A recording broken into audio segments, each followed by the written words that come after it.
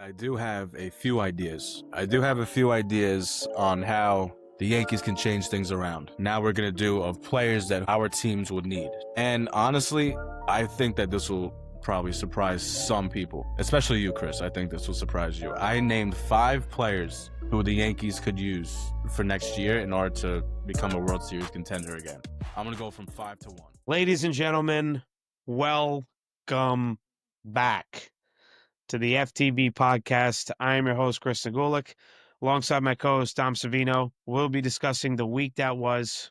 All right, the Knicks continue their undefeated preseason while the Giants took down the champs and the Jets are getting ready for the 2026 NFL Draft. The Mets have to deal with Scott Boras this winter, once again, while the Yankees fans got their hearts broken in the Bronx. Will the Mets pay this exorbitant contract request? And where do the Yankees go from here? Stay tuned to hear our thoughts.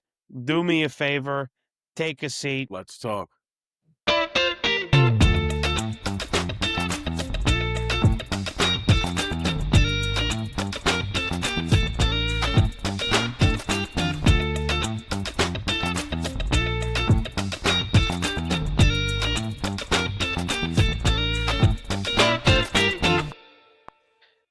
All right. Well, before I ask Dom how his weekend was, a couple of changes. So we're actually going to now be recording on Tuesday morning from now on. Just works out the best for us. And frankly, we would like to get our episodes out that same day. So that's number one. Not that big of a change, but still a change nonetheless. And number two, I don't know, Dom, maybe the Jets forced it, but me and Dom had a discussion this morning before we started recording. The take a seat, let's grade segment is off the table. We took it off, and instead we're going to do a different segment. I'm not going to disclose that yet.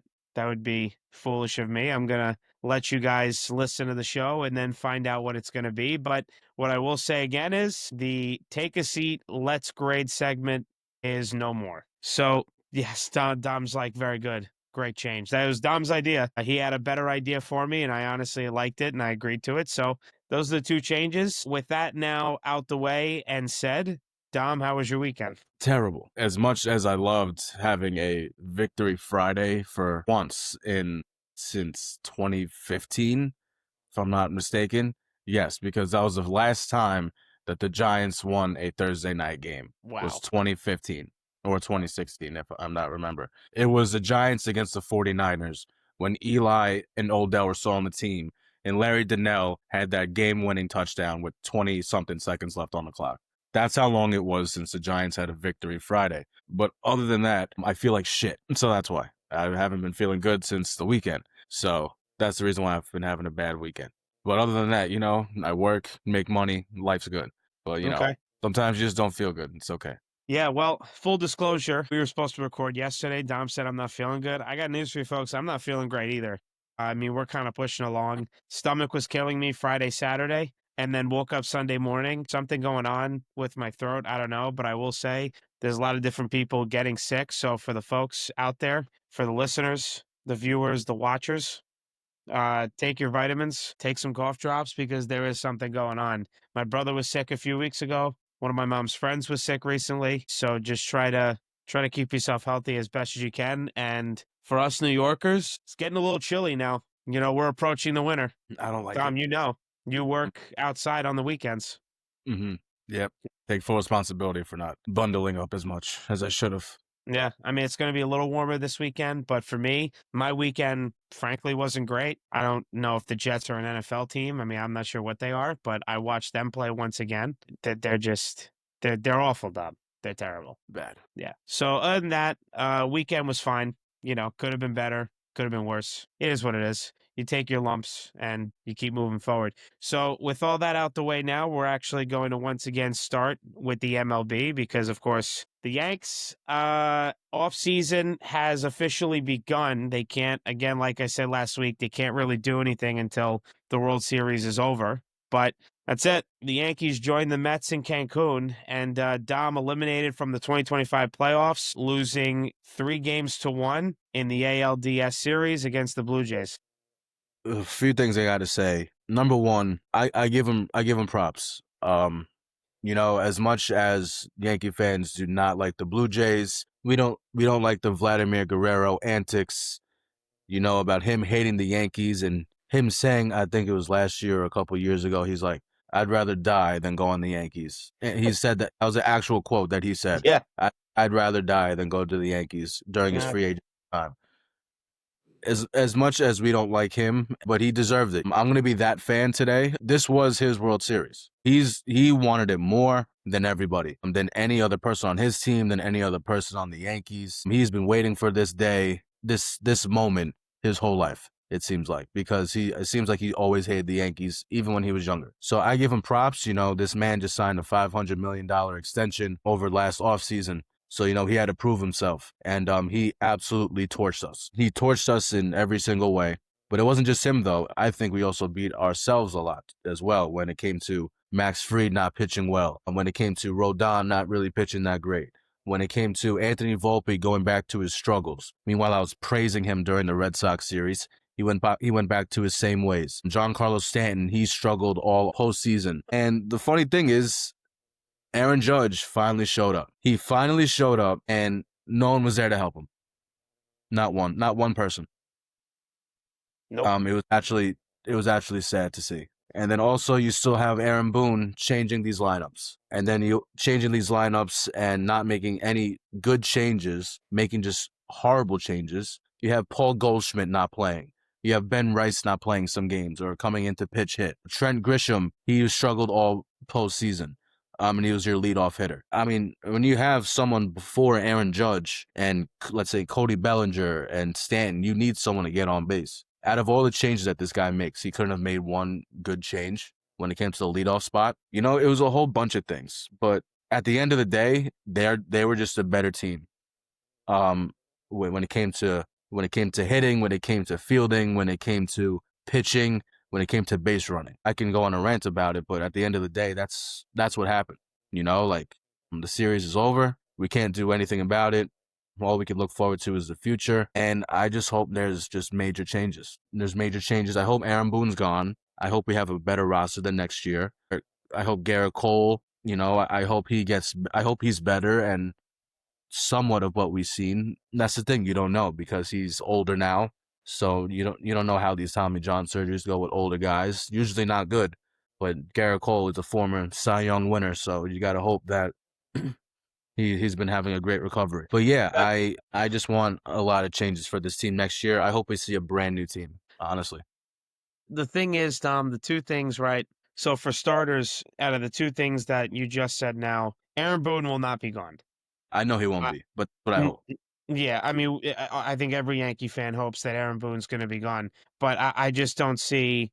I mean, not even just Brian Cashman. I don't even see Hal Steinbrenner wanting that guy gone because I just think they make every excuse in the book. And I do agree with some, not all, but some Met fans that when the Yankees beat the Red Sox in the wild card series, that kind of saved his job, unfortunately, because everyone already knew. You did. Everyone did. All Yankee fans knew. Yes, we don't want to relate the regular season to the postseason, but the Blue Jays had the you said it, Dom, for weeks. The Blue Jays had the Yankees number in the regular season, and especially at the Rogers Center. So It was unfortunate that they tied at the end of the season with the same record, but the Blue Jays had the tiebreaker, and the Yankees they just can't do it at the Rogers Center. They just can't. And it is a very hard place to play for any team. That's the first thing I'll say. And second, I'm looking at Garrett Cole. Yeah, he just turned 35 years old last month. And as we have said, because I was talking about it with Christian Scott with the Mets, and now with Garrett Cole, and really any other pitcher that gets Tommy John surgery, their first year after the surgery is not a great statistical year. No. It's known.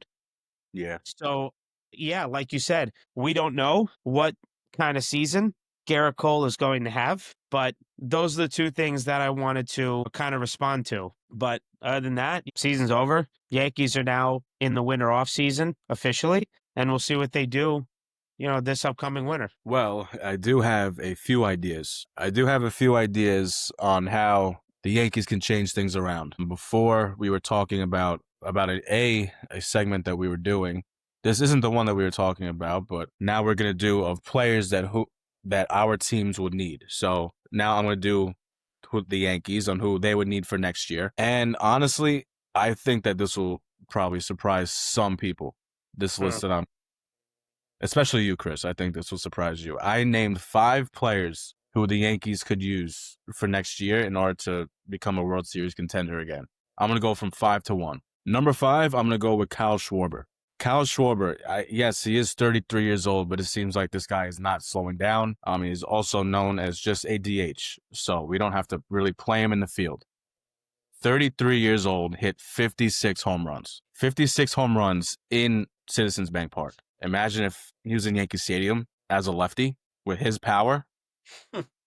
That seems like a dream come true to any Yankee fan, especially to any Yankee fan who's at a game that day, seeing Kyle Schwarber play. That would be lights out. That could be like box office, even though the Yankees are already box office in general as a franchise. But people would go specifically to see Kyle Schwarber hit bombs, or as Chris would say, dingbats, which is honestly a great word. I think more people should use it. So that's number 5. Number 4, this might piss you off, Chris, but Pete Alonso.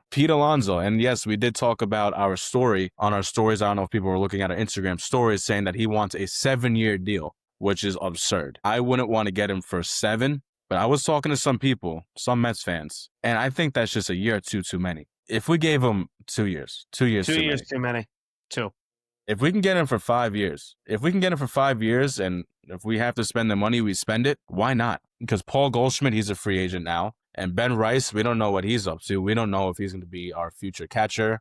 We don't know if he's going to actually be a first baseman. No matter what, we're going to have Ben Rice on the field. But if we can have him behind the plate and Pete Alonso, that would be an amazing lineup. If they're just in the lineup every day with Aaron Judge and hopefully Cody Bellinger if he stays, which I pray that he does, this is a dangerous club. He had 38 home runs last year, Pete Alonso, and a 272 batting average. So honestly, that it's really 38 home runs and 272 is sort of low for his sake, but hey, I'll take it. And Pete Alonso, he had a prove-it year. So he's dying for that contract. I mean, I think Chris and I have talked about it before, but he deserved it last year. But obviously, the Mets had other plans in signing Juan Soto in that mega deal, so it seems like they just couldn't have yet in order to get Juan Soto. But you never know how it can go out with this year, if he stays or if he leaves. And I'm sure if he does leave, then I'm sure almost every team is going to be wanting to get him. Number 3, I'm saying this because you know what? I said some things in the past where I want to keep things, slow paced. I don't want to, give up any prospects. But after watching this year, I'm done. After watching this Yankee season, I am done with waiting around. It's been too long since the Yankees have won a World Series. They won since 2009. Number 3, give me Paul Skeens. Give up the house. Give up the house. You know what? Give up Spencer Jones. Give up Spencer Jones and any prospect you want. You want to know why? If this was any other manager for a baseball team, they would have been called up already. They would have been called up already. They would have been used either in games, like in MLB games, maybe bringing up, coming down, or just going straight to AAA. I mean, did Spencer Jones really have to go through all those channels, single A, double A, and AAA? I don't think so. He honestly could have just went straight to the freaking big leagues from double A if he wanted to. Or he could have just went from single A to AAA. But instead, we're wasting this guy's time. Honestly, it doesn't make sense to me. And with Aaron Boone, I mean, for some reason, he just loves Anthony Volpe so much, where we have some guys that are down in the farming system who are probably more talented than Volpe, and they're not coming up because of him. And we have Jason Dominguez, who his development's getting messed up because he's in and out of the lineup. I know that he's not that good of an outfielder, especially in the start of the season, but you can't just be starting him some games and sitting him out multiple games later. How are you going to get him momentum? So as Aaron Boone, as a manager, I don't trust him with our farm system. If he's still there, get rid of our farm system. Get Paul Skeens. Because also another reason why I want to get him, I have a fear that the Red Sox could give up the house to get him. And if we have to face him 1 million times a year for the next 10 years, oh my God, it's going to be so bad. It is going to be awful. As I'm saying it more in wanting him on the Yankees, but I'm also saying it as in fear too. I'm also fearing that he can go to our rival, and the fact that the Blue Jays are getting better, and it seems like they're going to get better and better every year now. Now we need Paul Skeens, because like we were also talking about with Garrett Cole, his first year off of Tommy John, how's that going to go? We have no idea. And then number 2, Kyle Tucker. I mean, of course. How could you not? How could you not want Kyle Tucker, one of the best hitters in the league? But he did have he struggled a lot in the beginning of the season, and he only had a 266 batting average. But lefty power, great outfielder, great arm, can field the position well. I mean, he can give you 40 home runs, especially at Yankee Stadium. You know, we need power lefties. We need power lefties, and he'd be a perfect fit.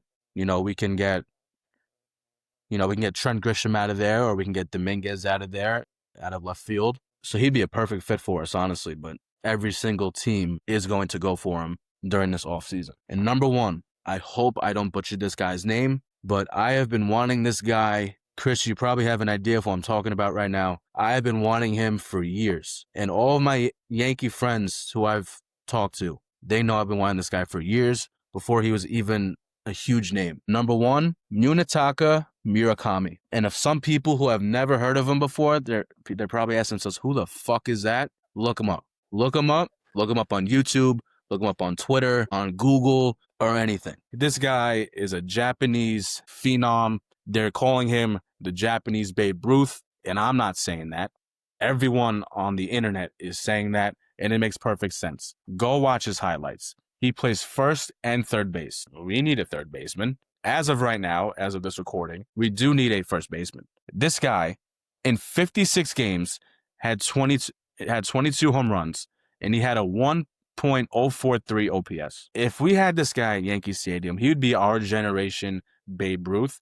And I'm not even joking. I'm not even biased. The way this guy can swing. If you guys watched the World Baseball Classic, what year was that? 3 years ago? 4 years ago?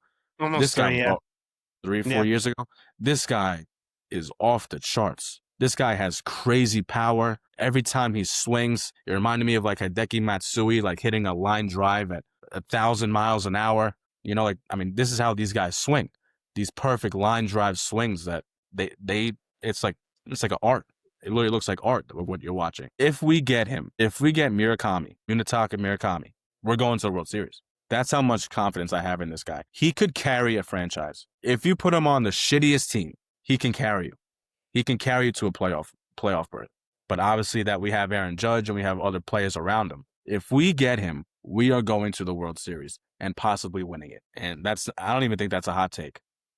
Okay. Yeah, Right. I mean, yeah, we haven't seen him in the MLB, but you're seeing all these Japanese guys coming from Japan to the MLB. It seems like they're not missing a beat. I'd say there's one failure out there, and that's Sasaki from the Dodgers. This young kid who's pitching, who's been awful. He's Yeah. been the only bad one that really we've seen from that World Baseball Classic Japanese team. Okay. So I'm gonna try to keep my responses short. So for starters, I think it's a good list. I think it's a very good list. The Pete Alonso thing about his market last year, people just weren't going to pay him the money. Dom, he didn't have a great 2024.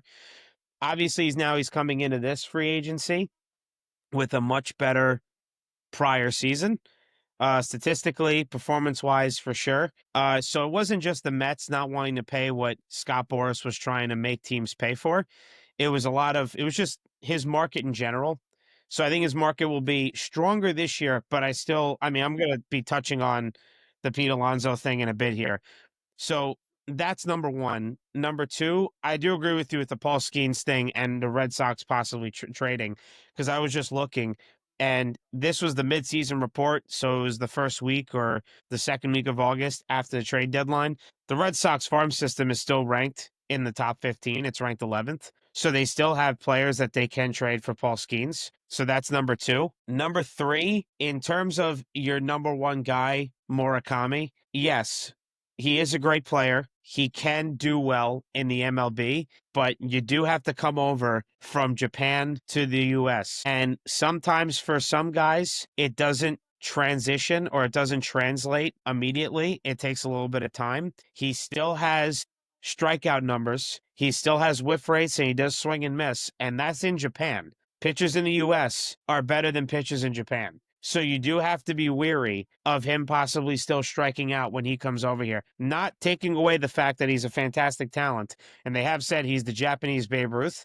And that name you mentioned, he can be a Hideki Matsui type like the Yankees had years ago in their 2009 World Series run. So I do think he'd be worth it. What would his value be and what would the market put him at? I can't answer that right now. I'm Yeah, assuming he won't get posted until January of the start of next year. But the Mets have also looked at him. David Stearns flew to Japan to watch this guy play. I believe he hit a home run, but I don't know if it was a walk-off or it was just a home run in a certain inning. But the Mets also did go to watch him. I know Brian Cashman did as well. So a lot of people are waiting for this guy to get posted. Again, I do think it is a strong list. Who is your number two again? my number two, Kyle Tucker. Kyle Tucker, that's right. The Mets are also going to be looking at him. I still think the Cubs are favored to sign him, but I still think it's a good list. But yeah, that's all my responses. Is there anything else you have to add about the Yankees before I go? Like I said before, I could go on a rant about all this, but they're just a better team. We didn't have enough talented team, and we shitted when the time was at its brightest, and it just wasn't a good organized team this year. And I've been saying it all year. It just felt like last year's team where we just got very lucky. We got very lucky, and it was a weak AL, and the AL seemed to be a lot stronger this year, clearly. So yeah, Yeah. nothing really else to say other than we just got to be better. We got to be better and hope for Garrett Cole to come back, and hopefully we get more starting pitching and more hitters on this team. Okay. No, I think it's a fair end statement. So for the Mets, I mean, I'm not really gonna go crazy on this. I have a list myself that I'm gonna disclose. But Scott Boras, as Dom already mentioned, I mean, Scott Boras wants his client Pete Alonso to get a 7-year contract. Listen, crazier things have happened before, but I just think that's outrageous. I don't see, as I already disclosed to Dom just now, I think 2 years is too many. So I think a 5-year deal is perfect. Me personally, I think the breaking point for me is 5 years, 175. I just don't think they should be going any higher than that. That's already 35 million a year. Where would I put it? I'd meet in the middle if I were the Mets GM or president of baseball ops, David Stearns. I would honestly offer 5 years, 162 and a half, meet in the middle of 30 and 35 million a year. I would be right at the midpoint of that. But I would say the max should be 5 years, 175, not a dollar more. So that's what I would offer him. You got to realize his range is not there. All Met fans know this man cannot throw to first base. Literally costed a pitcher an injury. I don't care if you want to say, oh, Kodai's not athletic enough. He's not limber enough. Listen, the injury happened. The ball was almost over his damn head. So, yes, hitting, we know how great of a hitter he is. He still has his strikeout issues from time to time, but his defense is not great. Good luck to Pete Alonso and Scott Boras to try to get a 7-year deal. I don't think it's happening. So good luck to him. Like I said, the only way the Mets bring back Pete Alonso is on a 5-year deal. But honestly, I would try to let him know that you're going to be a DH after 4 years. And if it's a 5-year deal, I would have the last year be a DH type year. If you want to sign him for 6, 7 years, okay. But I mean, if he doesn't, or maybe you just don't tell him that after the 4 or 5 year mark, he's a DH and you kind of just force him there. And if he doesn't want to, you try to trade him. You kind of have to hope that you don't do what the prior regime did with Brandon Nimmo's contract and having a full no trade clause. I just think that's ridiculous. I think that's very stupid to do. So that's how I would kind of treat Pete Alonso and his contracts, for the winter, whatever contract offers you give him. The problem with the Mets first base situation, Dom, is they don't have anybody in the wings that are ready.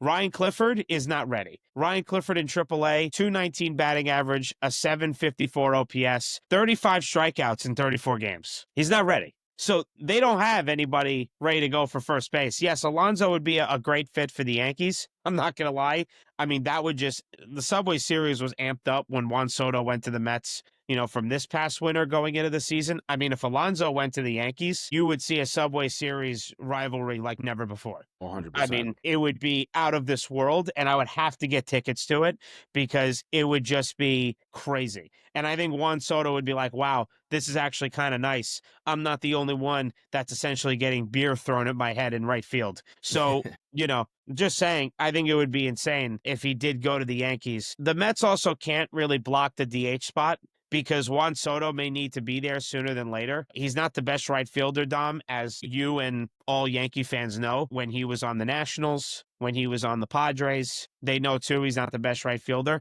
So that's also why, Kyle Schwarber, yes, as much as it would be great to have Kyle Schwarber in a Mets uniform, Dom already said it in his list of players the Yankees should go after. He would be primarily a DH player and he wouldn't be playing the field. So that's a little tough, but you could still maybe try to make an offer to him. And I know Steve Cohen is, I'm sure, licking his chops to try to get him here with the statistical numbers he had this past season. Some analysts have mentioned Juan Soto at first base. I mean, he took some reps during the season, but that just doesn't look like a fit to me. I'm not really sold on that notion, to be honest. I don't see how well that would go. So, there are a ton of question marks on this team, but Pete Alonso's agent requesting 7 years on a contract is just outrageous. We'll see how it plays out.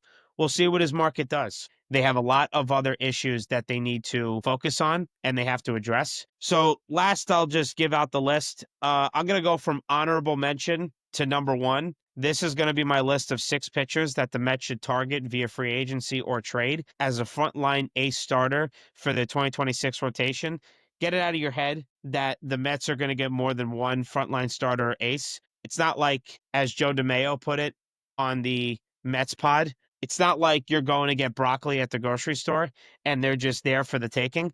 It's not that easy to just get a frontline ace starter. So first off, I'm going to start with honorable mention. And yes, I'm putting him as an honorable mention. Framber Valdez. He's turning 32 next month. He did not replicate his 2022-24 seasons of 2.82 and 2.91 respectively. And don't forget, he obviously helped them win the World Series in 2022 against the Phillies. He finished 2025 with a 3.66 ERA. And frankly, he's kind of a douche. 100%. He's not the nicest guy. Dom even agrees. Everyone knows this. He purposely crossed up his catcher. I mean, dude, you're going to be 32. Man up. Like, it was a little pathetic, in my opinion. So he's not a clubhouse guy, which when you have guys like Brandon Nimmo, Pete Alonso, Francisco Lindor, they're clubhouse guys. Framber Valdez, I'm good. I don't know what his market's going to ask for. I'm going to assume he's going to want close to a Pete Alonso contract or a Max Fried contract, right? 7-8 years. So I'm not paying him for that. Up and down, up and down. 2022, he did well. 2023, he didn't. 2024, he did well. Last year, he didn't. I'm good. They got enough inconsistencies with their hitters. I don't need it with a pitcher. We just saw David Peterson totally fold in the second half of the season. So that's an honorable mention. I'm kind of good on that. Number 5, Michael King. He was injured for most of the 2025 season. Dom mentioned this guy a couple of weeks ago. Only made 15 starts, finished with a 3.44 ERA. He's turning 31 in May. He is a New York native from Rochester, New York. He pitched for the Yankees from 2019 to 2023 as a reliever. So as Dom has mentioned already, he can deal with the New York spotlight and the New York scrutiny. 2024, he made 30 starts and finished with a 2.95 ERA, thanks to his sinker, changeup, sweeper trio. Has a mutual option for next season worth $15 million with a $3.75 million buyout. I would definitely pick up the phone, but he's not my first option just because of his injury history. And again, I'm not going to bring in a pitcher and try to deem him the frontline starter or the ace if he just essentially converted from a reliever to a starting pitcher 2 seasons ago.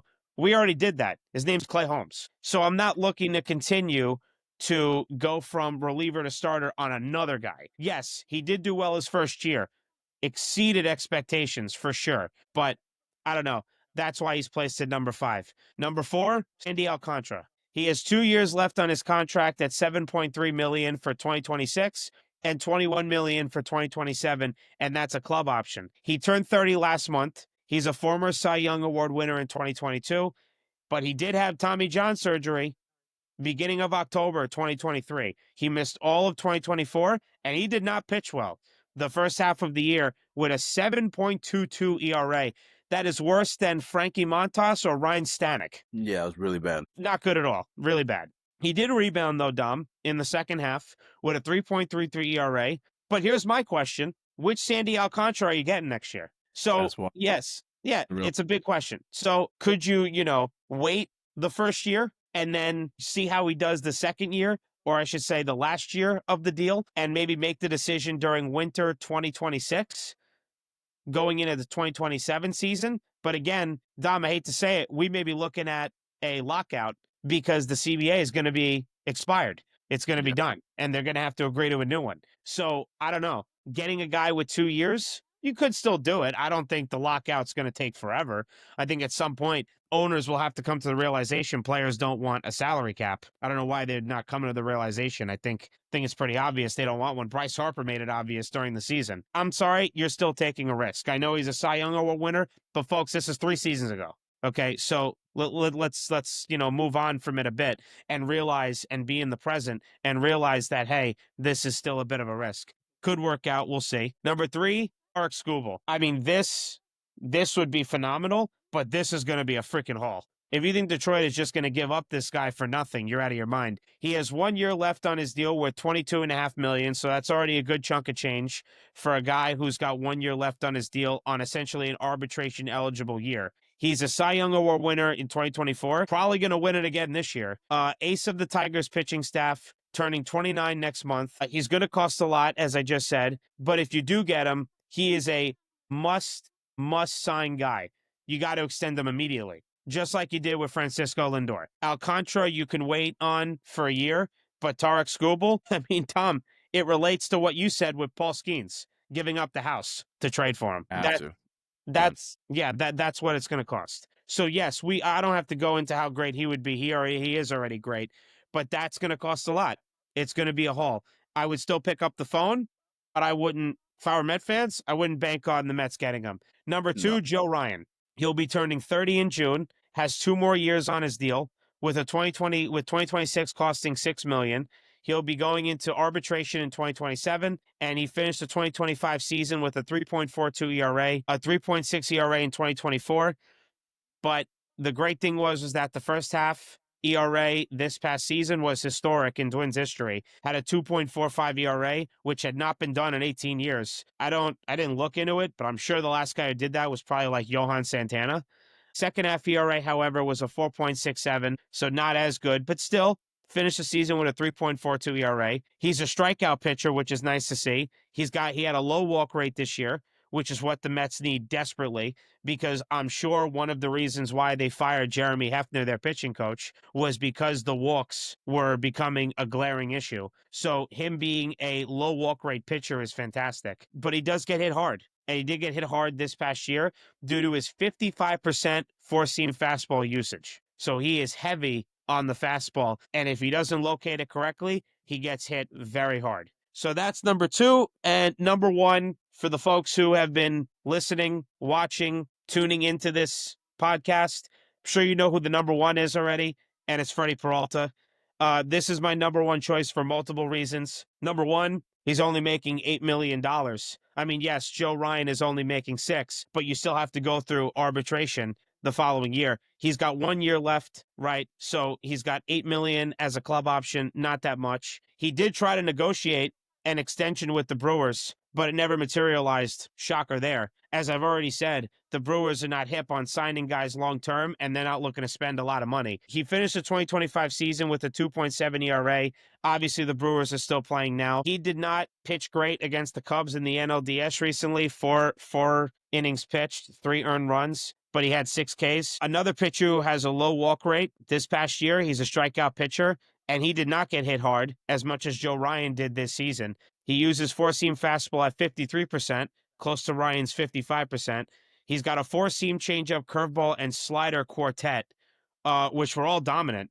He only had his four-seam fastball. It was only a touch over 200 on the opponent's batting average. All the other 3 pitches were under 200 for opponent's batting average. He will cost the Mets as well. Don't get me wrong. I'm not delusional. I know he's going to cost something, but he's not going to cost as much as Tarek Skubal. He's not going to. He's never won a Cy Young, and, he also isn't at that caliber. And don't forget, he's not a lefty. Tarek Skubal's a lefty. They're very hard to come by to have an ace-type pitcher who's a lefty. Freddie Peralta is a right-handed pitcher. So I don't think he's going to cost as much. He's still going to cost something, don't get me wrong, but he's not going to cost as much. Tigers, I believe, are willing to pay Skubal, whereas I don't think the Brewers are willing to pay Freddie Peralta. So I would look to trade for Peralta more than trading for Tarek Skubal. But another reason why I think Peralta is more of a get than Tarek Skubal is the Brewers love to build their farm system, and they like to receive young talent on cheap contracts. And that's really my list, Dom. And again, number one choice is Freddie Peralta. Well, obviously you do have a great list. I'm not really disagreeing with anything, though I only disagree with one thing. And I know you're not really comparing the two, but it does sound like it. Michael King is not Clay Holmes. As a Yankee fan, I'm telling you right now, Michael King is not Clay Holmes. Clay Holmes, he didn't just fall off a cliff. He flipped. He did a front flip, then a back flip, then hit a tree, and then hit like the bottom of the cliff before hitting the ground. That's exactly Okay. what happened with Clay Holmes. He was a two-time All-Star as a closer. Then out of nowhere, shits the bed out of nowhere, and becomes one of the worst closers I have ever seen in my life. I'll never forget this number 14. That's how many saves he blew last year for us. Wow. 14. And with Michael King, I don't think the Yankees would have thought that we would have put him as a starter, but when he went to the Padres, we're like, all right, I could see that. You know, like he's good enough. He is good enough to be a starter in this league. And he did fairly well. He's been doing fairly well as a starter. Clay Holmes, no one had faith. Not one person had faith in Clay Holmes as a pitcher in general. And no one was like, oh, because he's going to be a starter, now he could do better. You know, fresh start, new team. Not one Yankee fan thought that he was going to change or go back to his old ways. Okay. I think everyone knew that he was just done for. And I try to warn you when the season started. I try to warn Met fans, like, you guys have a big problem. So that's number one. And number two, it just sucks that how your front office has built this team where you guys got to like aim for the moon, shoot for the stars, like when it comes to these pitchers. And, you know, you guys are going to have to spend, which obviously you guys have the money, clearly, but it just sucks that you still have to spend all that money. I mean, Screwball, obviously, of course I would pick him, but I just don't think it's likely that the Yankees will get him. That's why I didn't put him on my list. Because obviously he's going to be a two-time Cy Young winner. Like you said, a dominant lefty. Yeah, the Yankees have one, but it doesn't hurt to have two of them. Yeah. You know, it does not hurt to have two of them. Right. I mean, that'd be amazing. And, you know, that's a dream for any franchise to get Screwball. So that'd be really cool. And Joe Ryan, yeah, he needs to relax with these four-seam fastballs, huh? Like 55%. I mean, It's heavy usage. I mean, listen, Dom, I think all of your responses, the Michael King thing, you're spot on with it. I mean, I will say this is why I was so surprised that Jeremy Hefner got fired. I mean, dude, Dom, Clay Holmes finished with a 3.53 ERA. It's not like he had a 5+ ERA. I mean, his numbers are pretty good. Now, again, do I have full-blown confidence that he can be a consistent starter? No, I need to see more, i.e. next season. But in terms of Tarek Skubal, yeah, the Mets, the reason why I have him on my list is right now the Mets are, I mean, MLB right after the trade deadline, some rank them number one farm system in the league, some rank them 5, some rank them 7. So they're in the top 10. So they have assets to trade to get Tarek Skubal. But yeah, it's going to be a hefty price, and I don't know if the Mets are going to do it. And talking about that we have to spend, I understand Juan Soto is making a lot of money. I know people, their eyes are burning looking at his contract. But folks, you're still in the Wilpon era. This isn't the Wilpon era. This is Steve Cohen. No. He's got $21.3 billion, and he's probably still getting FD paychecks from .72. His hedge fund. This is a different time now. Get the Wilpons out of your head. I know it's a lot of money to Juan Soto. I'm not blind. I know. But you got to spend more? Blame David Stearns. He didn't want to prioritize the starting rotation. He brought in guys like Frankie Montas and Griffin Canning. There were guys that he brought in that just were not going to be consistent. And I'm sorry, Griffin Canning was not going to continue the run that he had at the beginning of the year. And then, of course, you were still relying on Tylor Megill. Tylor Megill is crap. Paul Blackburn's not any better. Yankee fans know. The Yankees picked him up. He I remember when Dom texted me.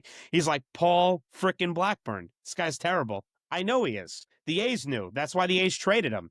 August 2020. They traded him essentially for a bag of peanuts. But we have to keep spending because David Stearns likes to go this whole pitching lab, baseball analytics type way. It's good, but you have to be within reason with it. Oh, yeah. So that's Welcome it. to the club. Yeah, I know. I know. Welcome to the I club. hey, listen, that's why I say it to you all the time, Dom, because you understand. But that was a long, long round of baseball, Mets and Yankees. So we're gonna now move on to the NBA. We're gonna try to keep this short because it's just a couple of preseason games. Knicks beat the Timberwolves on Thursday, October 9th in overtime, 100-95. Standouts in this game, Mikal Bridges and OG Anunoby. Mikal Bridges, 15 points, 6 of 12 shooting, 3 for 7 from 3, 4 rebounds, 3 steals. He had a fantastic game. OG Anunoby, 8 points, 3 of 8 shooting, 3 of 8 shooting, excuse me, 2 of 6 from 3, 6 rebounds, 1 steal.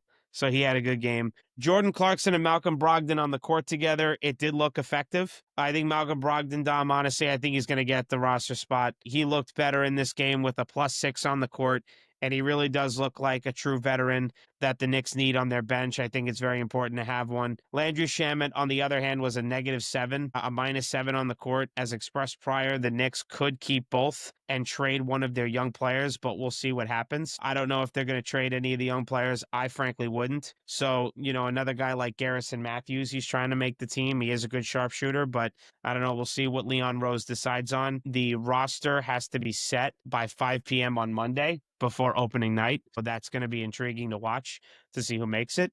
And then last night, Monday, October 13th, Knicks lose to the Wizards 120-103. This was a pretty sloppy game, honestly. The standout players for this game were Gershon Yabusele, finally, Jordan Clarkson, Tyler Kolek, and Kevin McCullough Jr. Most of the starters didn't play, including Landry Shamet and Ariel Hakporti.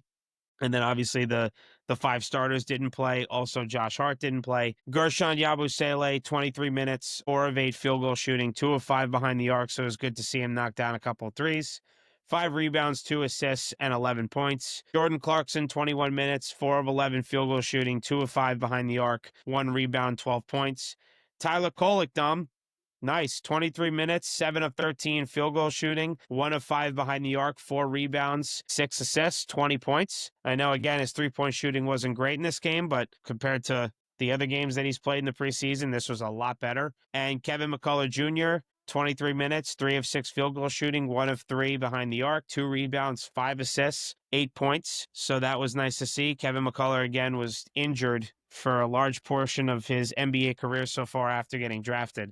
So it's good to see he's healthy and playing. So that's nice. What I will say, though, is, Deuce McBride, sloppy play, had 3 turnovers in 28 minutes, did not shoot the ball particularly well. Was in double figures, but he shot 4 of 12 on the court and 2 of 9 behind the arc. So not his best shooting night, but he has done well the other games prior in the preseason. So guys are always going to have one bad game. It's normal. And then Malcolm Brogdon, he took some crazy shots. He didn't have a turnover, but his ball handling was not pretty. And a few times he was able to get the ball back after almost losing it, but he needs to clean that up a little bit. And especially if he's going to be an important bench piece, he's got to do a little better. But those are the stats, and that's what I saw from both preseason games. The Knicks have one more this Friday, and then it's the real thing, Dom, next Wednesday. So it's a little weird because like people are fighting for roster spots, right? When it comes to Shamet and Malcolm Brogdon. And I know he's on the team and he's gonna start the season. I mean, he's not gonna be a starter, but he is going to play in the beginning of the season and maybe throughout if he stays the whole year. But I feel like I'm getting that vibe where Deuce McBride is sort of trying out as well. That's just the vibe I'm getting. With Leon Rose, you don't know. You don't know what's gonna happen. I mean, you've seen what the Knicks try to do with Giannis. I mean, they did try to get him, but Yeah. they tried to lowball him. Try to lowball the Bucks, but it seems like that anything's possible, and all these rumors are out there about that final spot. And if they do keep Shamet and Brogdon, then it seems like McBride or Kolek will be the top 2 to go, or at least one of them will have to leave. Yeah. I don't Go ahead. know. I think when it comes to Kolek, I think he's a better, I say, point guard, offensive point guard than McBride. And we have McBride mostly for defense, which he is a fantastic defender. Don't get me wrong. He's a fantastic defender and he can shoot. He'll give you like those nice little mid-range pull-ups. But if they're looking for an overall, floor general point guard, a true backup for a point guard, it'd be Tyler Kolek. If I I agree. feel like if they had to pick one, Kolek or McBride, I think they would pick Kolek over him, which Yeah. is a little scary because I do like McBride. and I do still want him on the team. I don't know, and I don't believe in Brogdon right now. Honestly, Yeah, I know. I don't think he should be on the team. I know. I don't It's think he should get the final roster spot. yeah, it's a veteran presence that they keep harping on. His veteran presence is putting him in the conversation or at least favoring him to make the team. It's just Miles McBride, dude. I'm watching it last night. He's trying to play point guard. He's a shooting guard. He's just not Yeah, a point guard. he's not a point guard. Miles McBride is strictly a shooting guard. He doesn't have the size to be 3 to 5, 3, 4, or 5. He only has the size to be a 1 or a 2. And I'm watching his ball handling last night. Too many behind the back moves. He lost it. It finally caught up to him twice. He had 3 turnovers in this game. He's not a point guard. He's a shooting guard. So I agree with you that, is he trying out for the roster? I agree with you. He's not a point guard. Is he trying out for a roster spot? I mean, you hit the nail on the head, right? Leon Rose could do anything. So we'll have to see what the final roster. That's why it's going to be intriguing. It's going to be very interesting of what that final roster is going to become 5:01 Monday evening. We'll see. 5 p.m. That's it. Roster's got to be in. Season starts on Tuesday, and then Yeah. the obviously the Knicks have their opening night game 7:30 p.m. on Wednesday against the Cavs at MSG. So I don't know. We'll see. We'll see. But you think Malcolm Brogdon should not be on this team, and it should be Landry Shamet and Miles McBride should be on it. Yeah, for now. For now, that's how it should be. If we were to get rid of McBride, it would be near the trade deadline, which is usually in February. So if he were to go, that's when he would go. And like I've been saying ever since we've been talking about the Knicks, we need shooters. Right. And a better shooter is Shamet. I know that he might not be a better overall player than Brogdon, but we need all the shooting we can get with this team. As of right now, well, I'm just going based off of last year. You have, as much as I love OG, he can be inconsistent on offense. There's times where Cat isn't always out on the 3-point line. There are times where Deuce isn't shooting well. There's times where he shits the bed. Right. So we need it. We need all the shooting we can get. So if I had to pick someone, I'd pick Shaman. All right. I gotcha. Yeah, I agree with all your points. And I do fully agree that the Knicks do need shooters because it's very important. This league now is very much trigger happy behind the arc. They're a 3-point shooting league now. It's just how it is. So I agree with you on a lot of points. And again, we'll see what Leon Rose decides on come Monday evening, 5 p.m. But that's it for the Knicks. They have one more preseason game, 7:30 p.m. on Friday, again at home at MSG against the Charlotte Hornets. So we'll see what happens with that game. We'll discuss that next week. And now moving on with the NFL, Dom. Giants win 34-17 over the defending champs, the Philadelphia Eagles at MetLife. Yeah, clap it up. I couldn't believe it. What a game. I mean, Jackson Dart really he just makes you love football again. I mean, I'm a Jets fan, unfortunately, but I was watching the highlights. I watched him 2-3 times via social media and YouTube, and he looked great. I mean, that was a riveting game for the Giants and a big win for them this year. What do the kids call it these days? Aura? Yeah, he got that. He oozes aura. That's what he does. We're with a bank accountant for 5-6 years in Daniel Jones, where this guy had no emotion and he'd be like this, he'd be like a robot. I'm glad we actually have some character in a person, especially in the leader of a team. Oh, he's got character. He's got a lot of it. And also, first, before I say my whole spiel about the Giants, I want to give a shout out to my manager, Steve, aka my good friend Steve, because he thinks I am a Debbie Downer when it comes to the Giants. But he didn't listen to me before the game started. He said, oh, you think we got a shot like today? Like this was early in the afternoon. Like, you think we got a shot? I said, we have no chance. We have no shot to win this game. And then like an hour later, I'm checking like my phone, like Twitter and the report.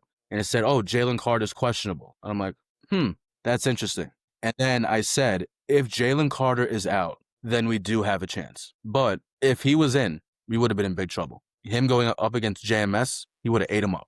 John Michael Schmitz, he would have ate John Michael Schmitz up if he played. And we're going to have to play this guy in 2 weeks because Jalen Carter will be healthy by then. So shout out to Steve, number one. But yeah, the big question is, are the Giants back? Yes and no. Do we have a bright future? Yes. Are we going to make some deep playoff run this year? No, not at all. I expect the Giants to have a up and down roller coaster season. I'm expecting good wins like this, and I'm expecting bad wins like the Saints. I would not be surprised if we win every other game.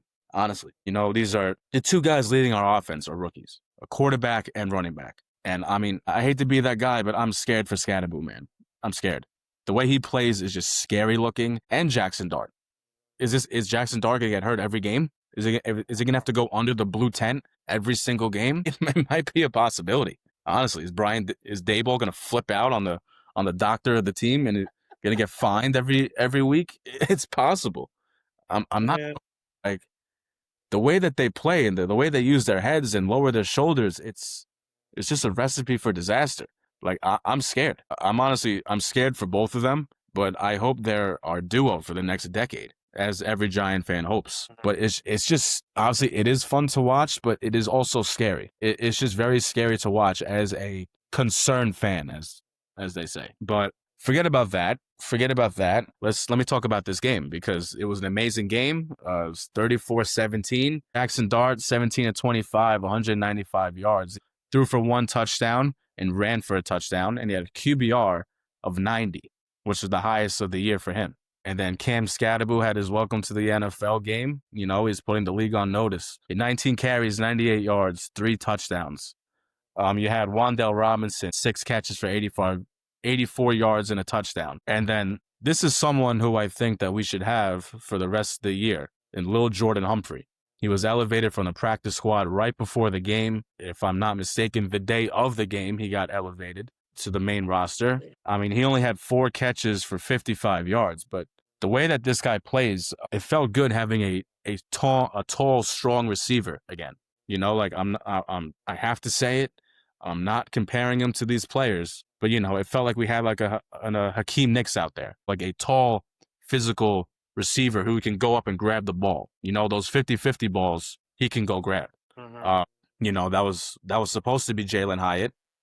That was supposed to be the tall, fast guy who can go up and catch balls. That was supposed to be Malik Neighbors, but obviously he's hurt. But Jalen Hyatt, he got in the game. He was 3 catches for 17 yards. It's nothing, but I mean, it's a start.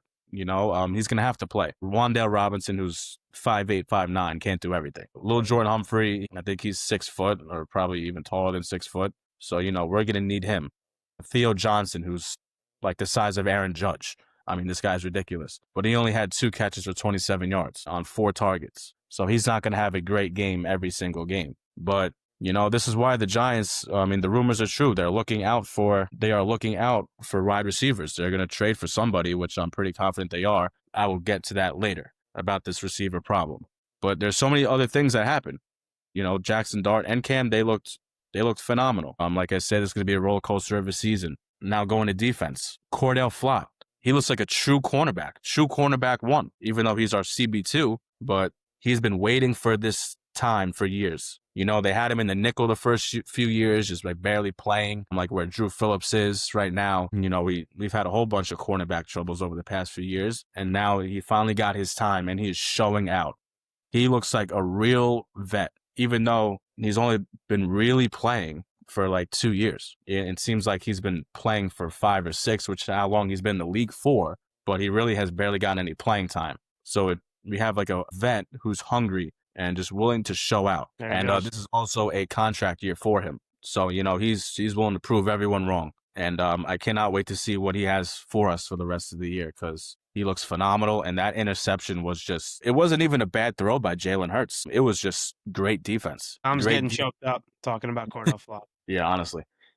And he, yeah, I'm gonna start crying. Now. And, and, my God, I feel like shit. But I'm so excited for what he can do for the rest of the year for us because Paulson Adebo has had his up and down moments. So you don't know what to expect from him every week. So now we have someone else on this team who can really shut down a side of the defense. So that's very good. I mean, Brian Burns, he looks like the defensive player of the year right now. I know it's early in the season, but man, he has seven sacks in 6 games. He's going everywhere all over the field. I really can't say enough about him. I mean, he's stopping the run. He's laying out quarterbacks. I think what's really helping is everyone else with Dexter Lawrence and Abdul Carter and Kayvon Thibodeau's having a good year. It seems like he is becoming a much better overall linebacker, where his problem was in the beginning was he just wanted to pass rush. And he really had no run defense. But this year, that seems like his specialty. his run defense, stopping the run and making sure the QBs are staying in their place.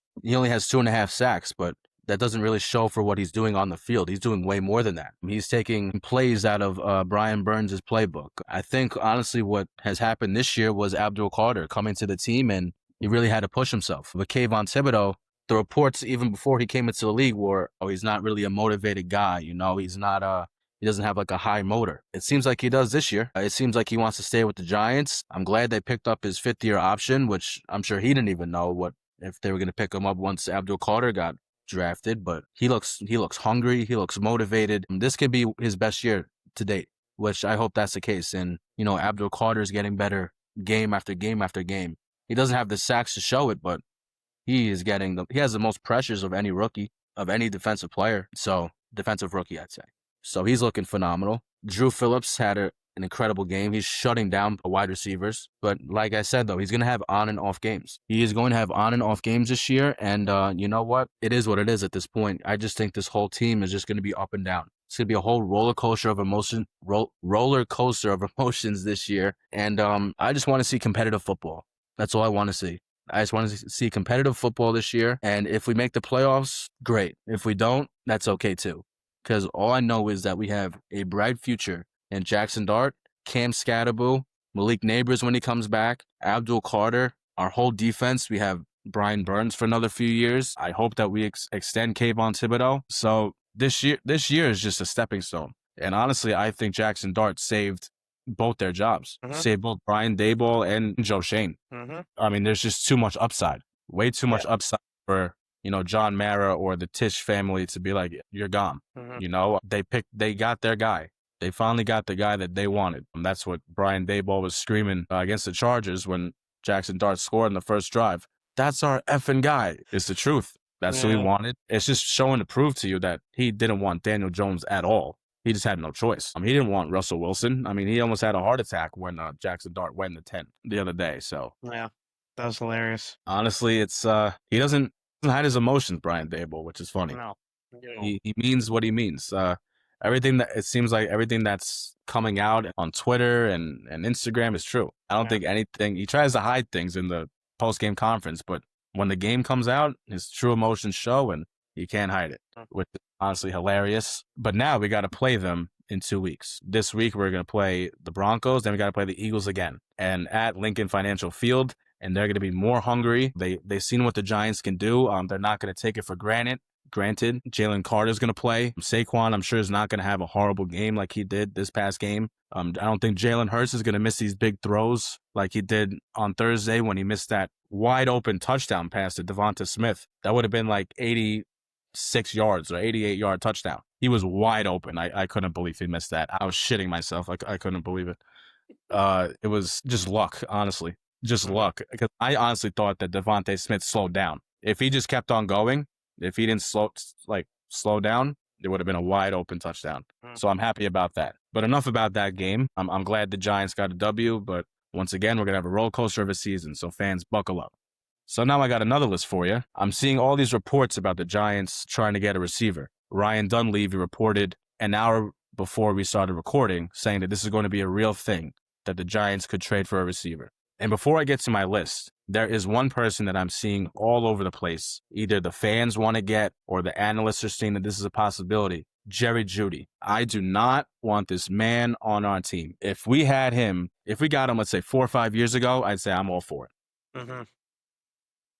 When he was at Alabama, I think that he was one of the greatest receivers I've ever seen. The way that he ran routes, how fast he was, the way that he was breaking tackles for a small guy. I couldn't believe what I was seeing when he was coming out of Alabama. I was like, anybody who gets this guy is lucky to have him on their football team. And he really hasn't shown out as what they thought when he got drafted. And Jerry Jeudy, and these are real facts, by the way, he led the league in drops last year with 13 drops. And this year, he's tied for the league lead at 5. And as Giants fans know, we have a bug. We have a virus for this type of thing when it comes to receivers and drop passes. As much as we loved Odell, he dropped a lot. He dropped a lot of crucial passes. We had Evan Ingram. Oh my God. We had Evan Ingram who was dropping, it seemed like every goddamn pass. Every time the lights were bright, Darius Slayton early in his career was dropping these clutch plays, these clutch passes that would have made or break a game for us. I'll never forget that Eagles game when he Mhm. dropped that ball. I know. And dropped that ball that would have beat the Eagles at Lincoln Financial Field. Oh Was my it like god. 3 years ago? Yeah, it was. I remember too. I, That I'll, was dreadful. I will never forget that. Also, that was the same thing with Evan Ingram. That might have been the same game, honestly, Maybe. where where he had a big drop. Any receiver who drops a ball, who drops a lot of balls, I don't want him on the team. I Okay. do not. So other than that, I guess you can say that's my honorable mention. But so I have 4 receivers here who I would think would be great on the Giants, and not all of them are likely, but it would be nice to see. I'm gonna go from 4 to 1. Number 4, I'm gonna go Jalen Waddle. I mean, who wouldn't want Jalen Waddle? Who would not want Jalen Waddle? He does get hurt, but I think it's worth the risk, especially if he's a 1 year rental. Oh well, we can take him. He's one of the fastest guys in the league. He can burn any cornerback. He's on a Miami Dolphins team that's going under. He has his quarterback throwing everyone under the bus. I don't know if you saw that, Chris. But in the post-game interview, Tua is literally saying players are showing late to Oh, I players did. things and stuff like that. So that's just going to blow up. That whole thing's going to blow up. I think everyone is going to be asking for trades at some point, if not before the trade deadline, then after this year, after this season. And I mean, if we're able to get Jalen Waddle on it with Wan'Dale Robinson and Theo Johnson, that's a threat. That's Mhm. that's a good team right there. So I would love to take Jalen Waddle. So that's number 4. Number 3, I'll take Calvin Ridley. Calvin Ridley, he is a good talent, but he obviously hasn't had a good year this year or last year. And I'm not gonna lie, I'm not blaming him. I'm not blaming him one bit. Yesterday, we just had the head coach of the Tennessee Titans get fired. I'm not gonna lie, I forgot his name, but they fired him yesterday. And then last year, he was on a terrible Jaguars team who just had a terrible offensive scheme. And I'm not gonna lie, he did drop some passes. He did drop some passes last year because I remember because he was on my fantasy team and he screwed me about a few weeks. But I'm not blaming him. I'm not blaming him for any of the mishaps that he's had these past 2 years. I bet you if you get him into a good system, he will shine. It's And Brian it's like Callahan is the name of the coach, Tom. Brian Callahan. Brian Callahan. I knew it was Callahan. I just forgot his first name. I completely forgot his name. So if we put him in a good system, I think he could shine. So that's number 3. Number 2, this is unlikely, but your boy Garrett Wilson. Who wouldn't? Garrett Wilson is a top tier running back, top tier wide receiver in this league. Same thing as Calvin Ridley. Just a bad system. He's in a terrible system. He's the only receiver on the team, by the way. Like have you been mentioning ever since the season started, he's getting double teams. How much does this guy really do? I mean, this guy is making miraculous catches just to keep these guys in the game. He's going to put up his numbers no matter what quarterback you have in front of him. Yeah. His college quarterback, even though if it's in garbage time or not, he's going to try and help your team get touchdowns. He's a threat just being on the field. Even if he's getting double teamed or if he's not involved in the play, he is a threat just standing on the field. And I'm sure if he does hit the trade market or if he asks for a trade, every single team will be lining up to get him. Oh, yeah. So, I mean, you can't blame me for putting him on this list. And then number 1, which is everyone has been hoping for, which is the number 1 option for this Giants team as in predictions, is Chris Olave. Chris Olave, he is 6 foot. He had a crazy first 2 years, but then obviously with the Saints offense, these last couple of years, they just haven't been the same. Just not enough talent on the team. He got hurt last year, so he really didn't have any stats last year. He got hurt early. They've been going through quarterbacks after quarterback. And so honestly, you need him in a good system as well. And the Giants are on the up and up, and I would not be surprised if, a lot of free agents are going to want to come to New York Giants to play with Scatterboo and Jackson Dart. And, it seems like the defense has woken up ever since Jackson Dart has entered the game against the Chargers. It seems like they have way more juice. It seems like they have energy. It seems like they actually want to play for this team now, because once Russell Wilson was playing, it seemed like Dexter Lawrence wanted to get out of there immediately. I don't know if you saw his post-game pressures after those losses when Russell Wilson was playing. It looked like he was defeated. He was depleted. It looked like he wanted to get a trade there the next day.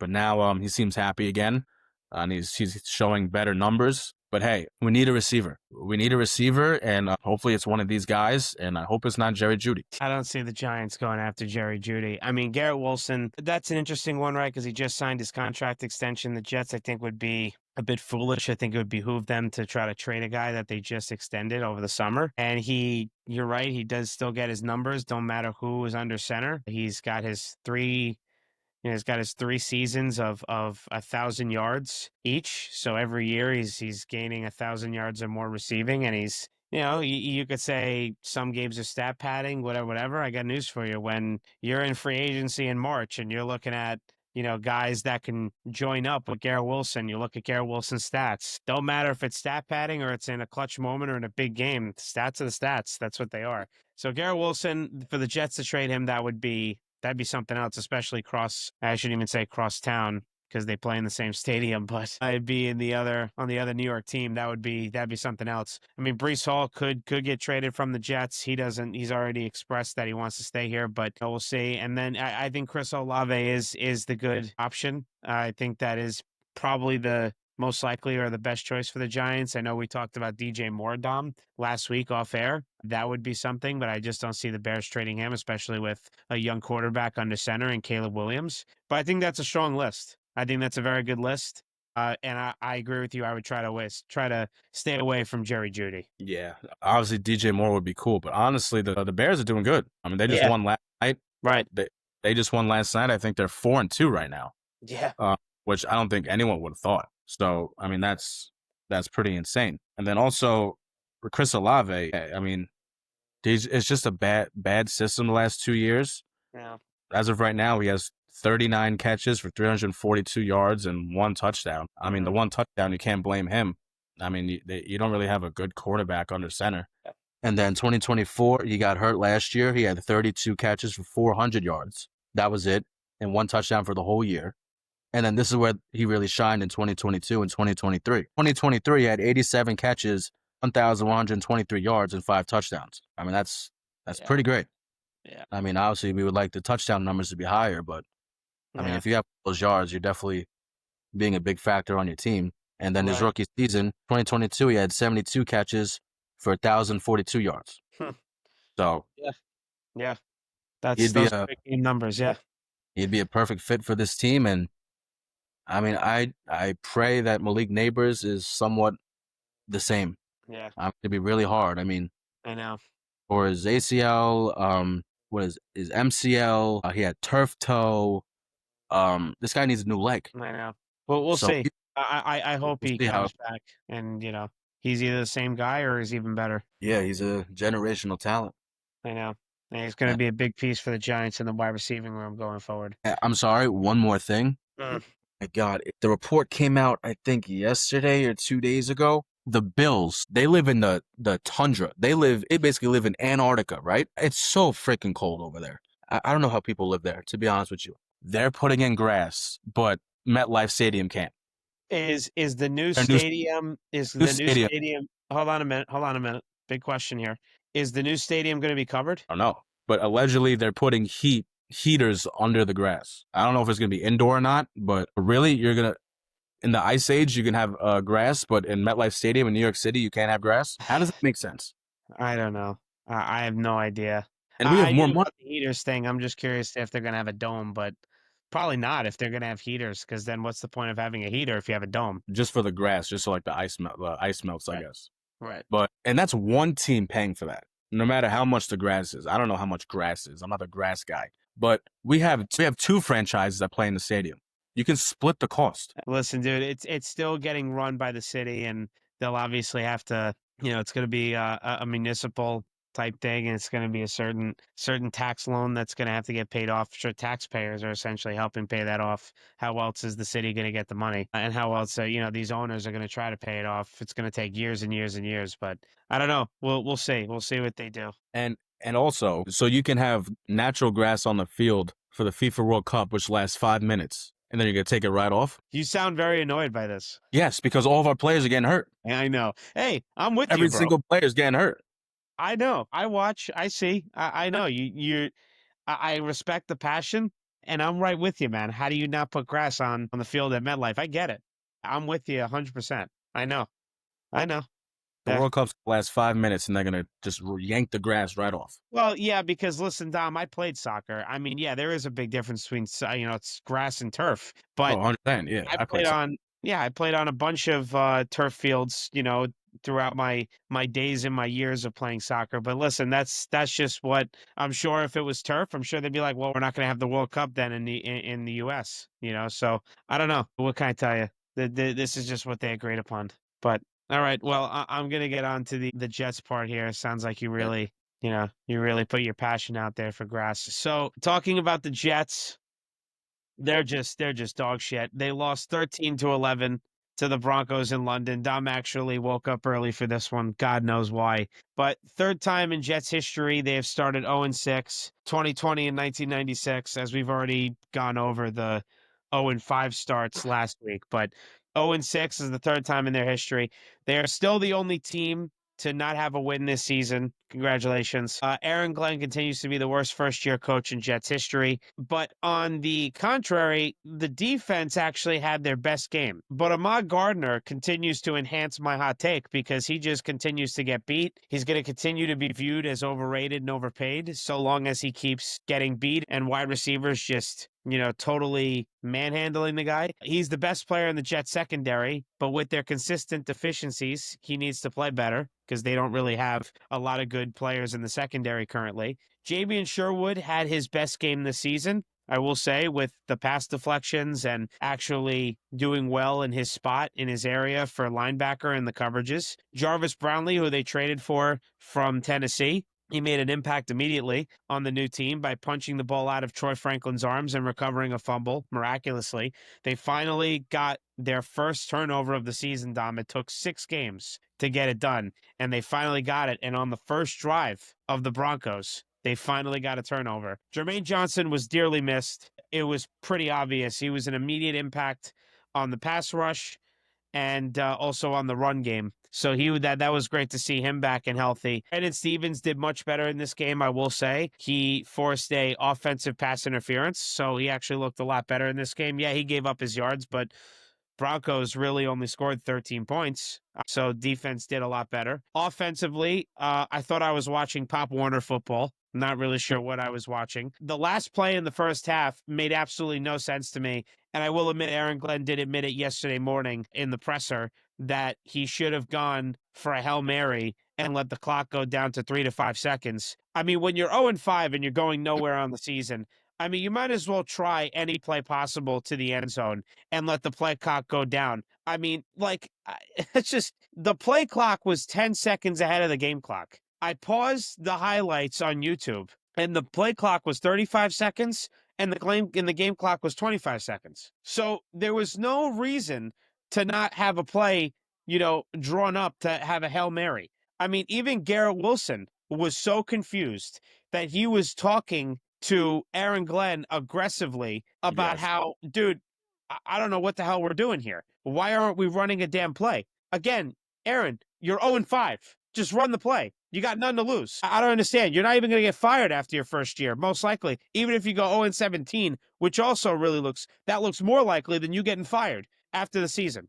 Just let it rip. I just don't understand it. Justin Fields is not an NFL quarterback. He's not. Because if he was, he wouldn't have left Chicago. This wouldn't be his third team in 3 years. The Bears would have kept him, and he would still be playing for the Bears. He finished with 45 passing yards. He's on my fantasy team. 45. He gave Dom 5 points in fantasy. Sacked 9 times, primarily holding the ball for 2 days per play. I mean, he holds on to the ball for a year. I don't understand what the hell he's waiting on. Not fair to the offensive line. Team had 82 total yards in this game. They went perfect, though, in the red zone, Dom. 0 for 0. Perfect. Perfect. Correct. Justin Fields' QBR was a 9. It was a 9. Josh Reynolds led all wide receivers with the most yards with 25. And the stat that says it all, Dom, for the Jets' horrific franchise, team had -10 total passing yards. Dom, I don't even think me and you could do that. No. Seriously. We're just Because so if mad. we finish with 0, we do better than that. It was Yeah. the worst. It was the worst in team history. And something that has not been done, check this, Tom, since the Bears went -20 in 1981 versus the Lions. You know, I really had to wake up early for this game. I woke because you know what? I thought it was going to be actually a good game. I thought, because it's like in London, like mostly like all these like overseas games, like they're usually good, even if it's You're low sadly scoring. mistaken, pal. I don't know what the heck you're thinking. There's no way. The Jets are awful. The play that says it all, though, for this robust offensive line, it's the best part of the team. I'm going to be honest. I've been listening to a lot of people, and I was listening to a lot of people yesterday while I was prepping for this episode, since we didn't record yesterday. Nobody has said it. I'm going to paint the picture for you, Dom. I'm going to paint the scene for you. Fourth quarter, 1:56 left to play. Jets are at the Denver 47. It's 1st and 10. After Justin Fields just botched the snap and Breece Hall picked it up and actually ran for 12 yards. It was miraculous. My cousin got very excited. I said, pipe down. They got time to screw it up. Justin Fields gets sacked, okay? And Armand Membu is losing it. He lost it. Visibly upset. Again, fourth quarter, 1:56 left to play. Jets at the Denver 47, 1st and 10. They only needed 20 to 25 yards to get in Nick Folk's field goal range. Membu was blocking whoever he was blocking at the right guard position, and he turned around thinking Justin Fields made a great play. He escaped the pocket, scrambled, ran out. No, guy's on the floor getting sacked. Membu couldn't believe it. He lost it, visibly upset. And frankly, I don't blame him. The offensive line is getting sick and tired of this stupid idiot holding the ball for a week every play. Every play. He's holding it for a week. It's unbelievable. Breece Hall was not a factor in the pass game at all. I mean, that I just don't understand. But he was still the best player on the offense. 59 yards on 22 carries. Folks, if you do the math, 59 divided by 82 is 72%. He only had 59 yards, but that's 72% of their offensive yards.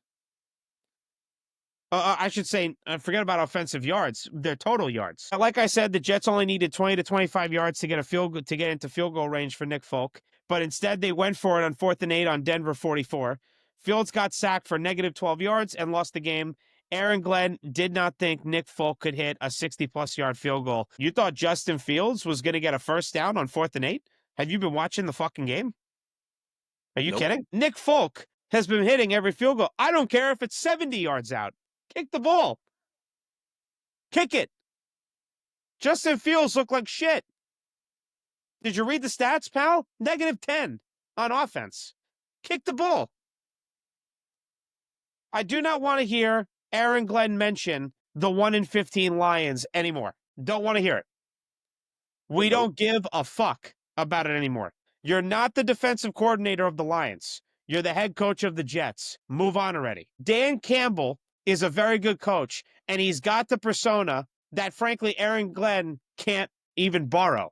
He can't have, let alone borrow, okay? You're not Dan Campbell saying like, oh, it's our first year, we'll figure it out. Dude, I don't know. 6 games into the season, people are thinking, oh, maybe we should get a new coach already. This blew my mind, Dom, and you got to listen to this. A reporter asked Aaron Glenn if Justin Fields will be benched next week. Aaron Glenn said, what kind of question is that? Yeah, so Are you fucking kidding me? it's a question that should happen every single time that you lose, especially when you haven't won a game this year. Forget about that. Negative 10 Negative 10. on offense. Negative 10. What are we talking about? It's a very valid question. It's a fantastic one. I mean, don't decide to belittle Jets fans and Brian Costello, who has been doing this line of work for years. It's an extremely valid question. I don't understand. And this is what I mentioned to you, Dom, last night that I was saving for today. Tiki Barber said on WFAN yesterday, he said it best about Aaron Glenn's appearance so far this season. Aaron Glenn has a facade of confidence. Now, Dom, I don't know if you know what facade means, but I'll tell you what it means. A facade is the exterior of a building. So in this case, the exterior of Aaron Glenn shows confidence. The interior is no confidence. It's essentially trying to say he's a fallacy because he doesn't have confidence, but he tries to perceive to the media, to the Jet fans, to the general public that he's very confident. But that was a perfect use of words. He is a facade of confidence because he can't be confident right now. You're 0-6. There's no way. He is an NFL QB. And as I said before, because if he was, Chicago would have kept him and he wouldn't be on his third team in 3 years. Connor Rogers said it on the postgame show on SNY, Dom. If Tyrod Taylor played in the fourth quarter, forget about the second half. If he just played the fourth quarter, the Jets would have won the game. And I adamantly believe that. You got to use who you have for a backup. Tyrod Taylor should have been in the game. And now you're going to tell Jet fans and Brian Costello, what kind of question is that? If Tyrod Taylor should play next week? I mean, what? You serious? Get your head out of your ass, son. What the hell are you talking about? I just don't understand. Tyrod Taylor, if he's not starting, he should be starting in the second half and maybe even in the second quarter if Justin Fields turns the ball over within the first 2 drives. I mean, that's it. Bench the guy. Do something. It's called being a head coach. And, you know, I will say BT mentioned it yesterday, but not enough people are mentioning it. I'm just trying to think, where is the discredit for Woody Johnson? Where is it? Everyone's talking about Aaron Glenn, Darren Muji, the coaching staff, the offense, the defensive players. What about Woody Johnson? What about the guy who owns the team? How about that? Where's the discrediting of Woody Johnson and putting the blame on him? I don't understand. Something great happens. Oh, well, Woody Johnson did what? But what did he do? He brought in a GM that so far looks like he's an idiot, and you got a head coach who doesn't know how to head coach. So what are we talking about? I'm going to make this very clear to all Jet fans, and frankly, even Dom, anybody who watches football. Woody Johnson, as long as he is here, the Jets will go nowhere. Very simple. As long as Woody Johnson owns the Jets, they will go nowhere. Nothing's going to change. Nothing is going to happen positively. Start coming to the realization that this organization will never amount to anything until Woody Johnson sells the team and there's new ownership in the building. There will be no winning ever. He took over the team in 2000. They've won the division once, 2002. That's it, with Herm Edwards. Other than that, they're not winning shit. Forget about it. And lastly, Dom, and this is the analogy that I've been saving, and this is what I'm going to use. And I'm sure my brother's going to be listening to this episode, so he'll listen to this also. Dom, do you know how when we go out with our friends, our parents, right? Your mom, my mom, they always say to us, hey, go out, be careful, be safe. But remember, you don't just represent yourself, you represent our family. Mm-hmm. So the way that the Jets play on the field and the way that Aaron Glenn talks in the press conference and the way that Woody Johnson runs this organization, you're making us Jet fans look like fucking idiots. Idiots. To keep on rooting for your fucking team because you're an idiot. You don't know what the hell you're doing. So the more you keep playing like this and the more you bring in the wrong people and you have a head coach who wants to belittle Jet fans and a media reporter who's been doing media for years, you're making us Jet fans look like idiots. And frankly, this is why when the Jets do this bad, I go and root for the Tampa Bay Buccaneers because I went to college at the University of Tampa for 4 years and Dom was there as well. So I root for the Bucs because why should I root for an organization who can't get their head out of their ass and then they look at us like we're stupid? When you go ahead. I 100% agree because this was actually a real stat that happened last year where it wasn't ESPN, but it was like a high-end Twitter page where they did research. I don't know if you saw this on the dumbest NFL fans, like just people who just don't know what they're talking about. And this came out last year, and the New York Giants were number one. Why do you think they were number one? Because the Giants have been one of the worst franchises in the last 10 years. So where were the Jets? And so they're probably top. I don't remember the full list, but the Giants were number one. I'm sure the Jets were top 5. Had to have been. Had to be right below them. I'm sure they're top 5. Number 2. Has to be number 2. Could be number 2. But that's the thing. They make us look bad. They make us look bad in these decisions, especially when we had Dave fucking Gettleman as a fucking GM. Horrible. The players that we brought in. Horrible. Eric Flowers and names like this, Kadarius Toney, people like that. They make us look bad. It's sad. It's really sad. You make Jet fans out to be like they don't know who they're rooting for. They've never watched football in their life. They don't know who to whose jersey to buy. They don't. The more you act like that, the more I just want to move on from being a Jet fan. So that's the last thing I'll say. We're gonna do take a seat, let's bet. Dom, you're gonna be doing a DraftKings bet for the Giants.